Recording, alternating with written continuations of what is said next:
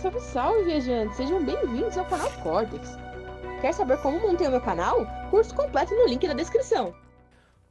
Deixando muito claro que eu não tenho nenhum poder de prever o futuro, né? Se eu tivesse, eu tava trilionário Sim. já, né? Tinha comprado pra caramba quando era pra comprar, enfim. Mas o que eu vejo é, no longo prazo, pra mim o Bitcoin vai subir. Por essa questão que a gente falou, oferta escassa, desde que ele continue existindo, oferta muito escassa, com uma demanda que não para de aumentar. E quando o cara começa a comprar Bitcoin, ele não muda mais de ideia. É uma ideia do Nassim Taleb que ele fala, que é a da questão da minoria. Ele diz o seguinte, que o que muda o mundo não são... Nassim Taleb hoje é um cara que não gosta de Bitcoin, mas a ideia dele é muito boa.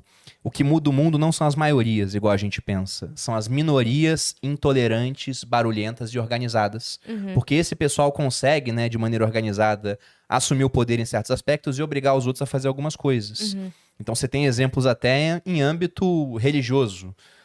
O cristianismo começou como uma religião pequena, foi convertendo as pessoas. Os romanos eram extremamente tolerantes com religião, no geral. Eram politeístas, acreditavam em vários deuses. Erguiam templos para deuses que eles não conheciam. Tinham os templos ao Del Ignoto. Eles falavam, ó, não é porque eu não conheço mais deuses que não existem mais deuses. Foram se convertendo e quando se convertia não mudava de ideia. Porque a ideia dos caras era, só tem um deus verdadeiro. Os outros são falsos. Foi crescendo até uma hora que o imperador romano Constantino permitiu o cristianismo. Depois o Teodósio falou, não só ele é permitido, como agora é a única permitida, o resto tá proibido. Então com o Bitcoin eu acho que a mesma coisa vai acontecer. Você tem uma maioria muito tolerante a novas ideias, até porque essa maioria sofre com inflação. E tem uma minoria muito intolerante, que não muda de ideia. Tenta falar mal de Bitcoin em rede social, no Twitter. Tua vida vai virar um inferno, pô, porque o pessoal é chato Os pra caramba. detentores de Bitcoin vão Pois vir. é, só que isso hoje em dia eu acho ótimo no final das contas. Essa minoria ela vai crescer até tomar uma forma onde eles conseguem mudar algumas coisas, como já está acontecendo. Para quem não sabe, em El Salvador, eles têm como moeda oficial o dólar e o Bitcoin. Sim. Quantos outros países não farão coisas parecidas nos próximos anos? E né? aquela lista de países onde o Bitcoin é mais usado ou mais procurado, alguma coisa assim, ela mostra exatamente isso, né? A população que mais tem, sem contar os Estados Unidos, claro, mas a população que mais busca é aquela que mais tem dificuldade com a sua moeda, né? Exatamente, porque cresce a atratividade, né? Imagina, a gente teve há pouco tempo lá no Era Afeganistão. Nigéria, não era? É Nigéria? A Nigéria, Nigéria. a Argentina tem muita busca por isso. Tem muita mineração no Cazaquistão, países que sofrem com moedas fracas. Sim. Mas imagina, dando exemplo do Afeganistão, do Talibã. O Talibã foi e tomou novamente o poder. Aí você tem dinheiro no banco. Agora, o teu banqueiro Dane-se. central é um guerrilheiro que tá com uma AK-47 falando que não pode ter representação da figura humana porque é contra as diretrizes religiosas deles. Então, olha só o seu dinheiro na mão de quem foi parar. O Bitcoin estaria imune a esse tipo de coisa. O cara poderia, inclusive, fugir do país e começar a vida em outro canto utilizando o Bitcoin. Então, há uma aplicação prática do Bitcoin para países que estão sob governos tirânicos, né, e também com moedas muito fracas. Por isso que eu acho que ele vai subir no longo prazo. Só que pensando agora no intervalo muito curto de 12 meses, esse pode ser um ano negativo para o Bitcoin? Pode. Sim. Né? Eu, pessoalmente, não tô nem aí. Eu vou manter comprando sempre que eu entender que o preço baixou até um patamar interessante. Porque Mas você por que sabe que ele daqui a pode? um tempo... Eu imagino. Aham. Eu não sei, né? Se eu tivesse absoluta certeza, eu tava com tudo em Bitcoin. Os últimos padrões não foram assim? Mas é aquela história, né, Yas? Imagine, isso é um problema filosófico chamado de o problema do Peru de ação de graças, de um filósofo chamado Bertrand Russell, que foi um dos últimos caras no século XX a fazer contribuições tanto para matemática quanto para filosofia. Era uma sumidade o cara. Imagine a seguinte situação, você analisando sem saber o que vai acontecer. Um peru dentro de uma gaiola, né? E aí todo dia o fazendeiro vai e dá comida pro peru. Ele vai ganhando peso. Isso vai acontecendo durante 1, 2, 3, 4, 5, 300 dias. Você sempre imagina que no próximo dia vai ser igual. 1000 dias, até que no 11º dia, ao invés do fazendeiro chegar com mais ação, ele chega com machado. Então foram 1000 dias onde você sempre olhava pra trás e entendia. Olha o padrão formado. E de repente o padrão ele foi quebrado. Isso acontece com a gente também. Se eu chamasse um estatístico pra analisar a minha vida, ele poderia chegar à conclusão que eu sou imortal. Porque ele ia falar, o Bruno, ao longo de 15.000 dias, não morreu um dia sequer. Então olha o padrão, né? Sim. Esse cara é imortal, só que um dia eu vou morrer, porque o Bruno é humano e humanos são mortais. Sim. Então, num histórico tão curto quanto o do Bitcoin, eu acho muito precipitado falar, o padrão é esse e é isso que vai acontecer. Por isso que eu sempre deixo uma ponta de incerteza, embora eu seja um cara otimista com Bitcoin.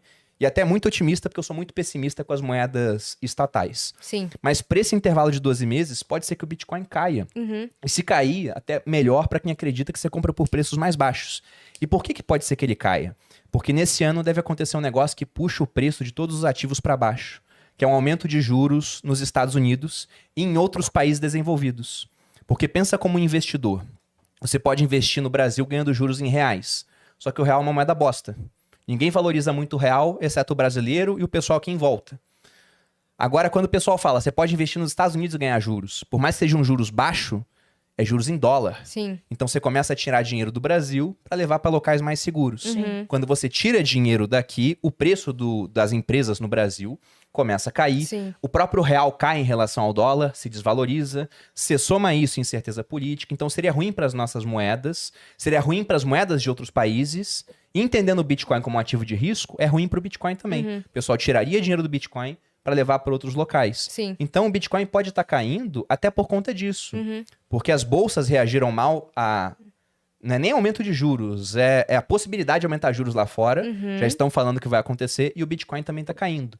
Só que 12 meses para o Bitcoin é muita coisa para a gente falar se vai ser um ano ruim ou não. Uhum. Eu permaneço comprado e sempre comprando mais quando eu acho que o preço está no patamar bom. É isto.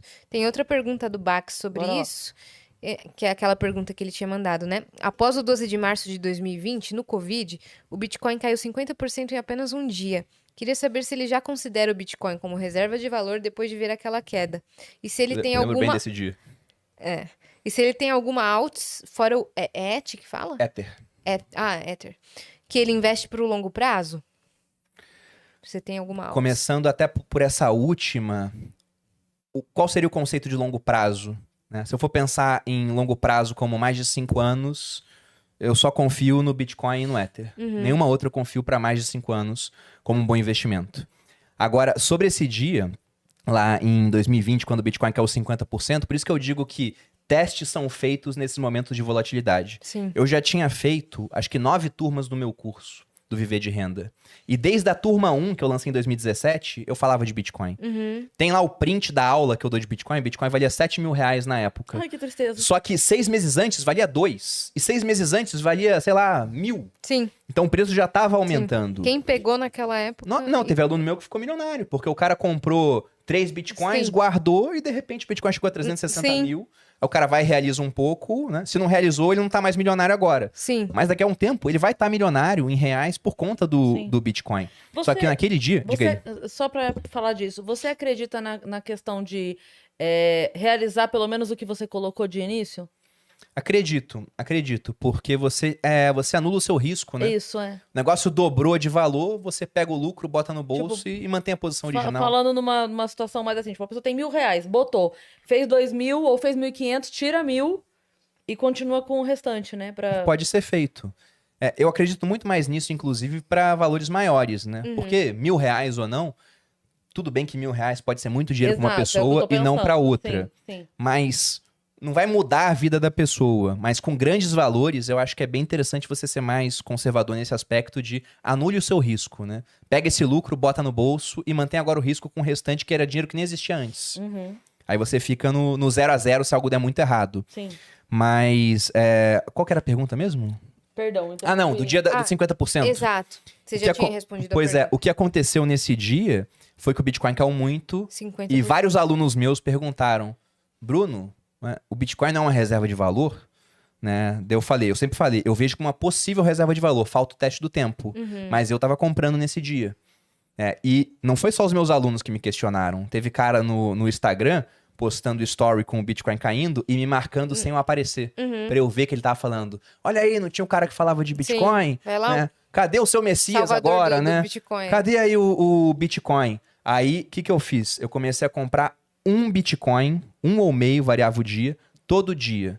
Eu fiz isso durante quase 30 dias seguidos, nesse período. E mostrando que eu tava comprando. Aí depois o Bitcoin subiu pra caramba, né? Então, Você falou. e esses caras que falavam mal, vários mudaram de ideia. Sim. O que eu considero inteligente. Sim. Pessoas inteligentes mudam de ideia. O burro que fica pegado a um raciocínio que ele viu que é falho Sim. por vergonha de mudar de ideia. Por orgulho. Só que o ponto é que se todo mundo vai comprar Bitcoin um dia, é melhor comprar antes. E Como é que é felizmente eu aquela comprei história bastante naquela época. Se for fala mal do Bitcoin, não fala, escreva, mas escreva na Exatamente. areia, bem perto, Bem perto das ondas. da água. Exatamente. Pois é, porque eu acho que a pior coisa que uma pessoa pode fazer hoje em dia, ao falar de um ativo financeiro que ela não entende, é falar de uma maneira que fica marcado pra sempre, né? Sim. O cara posta no Twitter, por mais que ele apague o tweet, vários apagaram, o print tá lá, pô. É. O Não print vai é sumir eterno. mais. E aí você vê doutores em economia que falaram umas coisas que você olha hoje e vendo o resultado histórico e fala, olha a besteira que o cara falou. É. Simplesmente porque ele não entendia o ativo, foi lá e fez uma crítica totalmente infundada muitas vezes, né? Sim. Mas ele pode ter mudado de ideia também. Ó, Espero que sim, vários vão mudar de ideia. a gente...